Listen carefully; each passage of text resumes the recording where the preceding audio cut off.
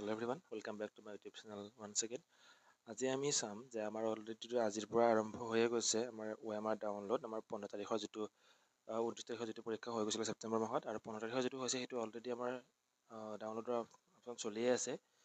তো তাৰ ক্ষেত্ৰত আমি যদি চাবলৈ যাওঁ তেতিয়াহ'লে আমি কেনেকৈ ডাউনলোড কৰোঁ সেইটো অপশ্যন আমি চাবলৈ যাওঁ। প্ৰথমতে আপুনি গুগল লেপটপ বা মোবাইলত যিহতে খোলে ক্ৰম খুলি ল'ব। ক্ৰম খুলি লৈ আপুনি তাত সেৱা বুলি চাৰ্চ কৰিলে হ'ল।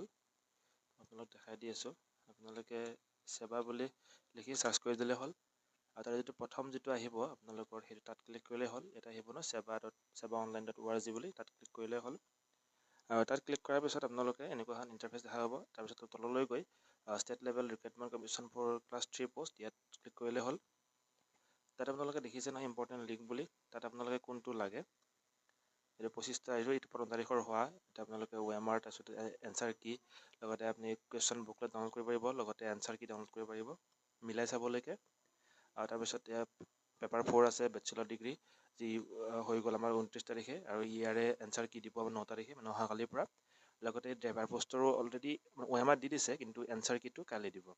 ঠিক আছে, তো আমি চাম এতিয়া ডাউনলোড যিকোনো এটা চালে হ'ল। আমি HS লেভেল যিটো হৈ গৈছিলে 15 তাৰিখত তাৰে আমি কেনেকৈ OMR স্কেন ডাউনলোড কৰে তাকে চাই ল'ম। আমি ইয়াতে এবাৰ আহিলে যে 15 তাৰিখে এক্সাম হৈ গৈছিলে, ইয়াত আমাৰ এপ্লিকেশ্যন নাম্বাৰ আৰু পাছৱৰ্ড মাৰিব কৈছে, সেইটো মই কৰি লৈছোঁ।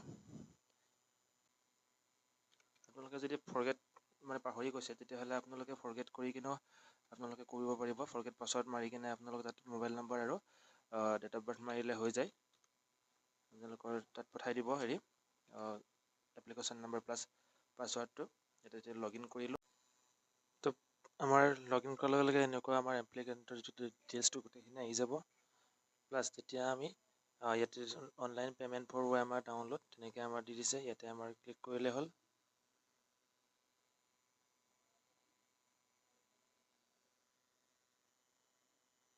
ওপৰত যিটো আছে ওপৰত তেনেকৈ কি কৰিলে অপশ্যন ফৰ OMR ইয়াত ক্লিক কৰিলে হ'ল। তাৰপিছত ইয়াত দিছে যে আমাৰ গোটেইখিনি ডিটেইলছ আহি গৈছে, প্লাছ আমাক পে'মেণ্ট কৰিব দিছে, গো ফৰ পে'মেণ্টত মাৰিলে হ'ল। তাৰপিছত ইয়াত আমাৰ অপশ্যন থাকিব পে'মেণ্ট কৰা, net banking, credit, debit, QR।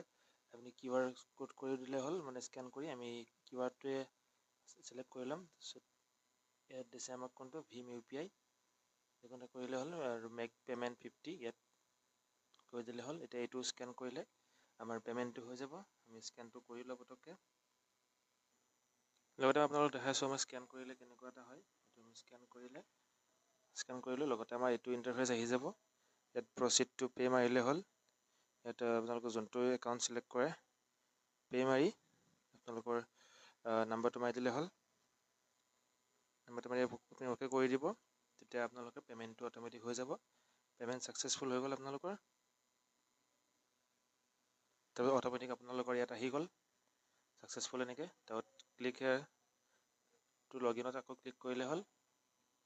তাৰপিছত আপোনালোকৰ লাষ্টত যিটো অপশ্যন ইয়াত আহি আপুনি ক্লিক কৰি হৈ গ'ল। ক্লিক কৰিলে লগ ইন কৰিলে হৈ গ'ল, আহি গ'ল। তাৰপিছত ইয়াত দিছে যে online payment download paper as successful, wait for SMS। ইয়াত গোটেইখিনি পঢ়ি চালে হ'ল। তাৰপিছতে আপোনাৰ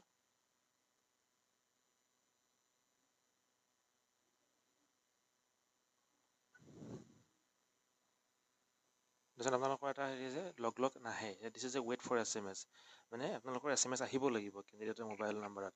ইয়াত যদি আমি ক্লিক কৰোঁ তাত লিখি দিব যে one receive of applicant with payment the concerned candidate will receive SMS on her register mobile within next 1 week of receiving the application. After receipt of the SMS, the applicant will be able to download the scanned copy of his OMR by logging using the same credential. মানে আপোনালোকৰ আকৌ message আহিব, তাৰপিছত আপোনালোকে আকৌ সেইটো use কৰি কিনে লগ ইন পাছৱৰ্ড যিটো আছিলে আপোনাৰ এপ্লিকেশ্যন নম্বৰ আৰু প্লাছ পাছৱৰ্ড সেইটো যদি আকৌ লগ ইন কৰিলে তেতিয়া আপোনালোকৰ অপশ্যনটো আহি যাব। এতিয়া আপোনালোকৰ অপশ্যনটো নাহে, মানে হয়তো একদিনতে আহিব পাৰে বা আপোনালোকৰ এসপ্তাহ ভিতৰত আহিব পাৰে। সেইটো হেৰি কৰিছে। তো এনেকৈ আপোনালোকে ডাউনলোড কৰিব পাৰিব। ঠিক আছে, তো আজিলৈ এইখিনি আছিলে। Thank U.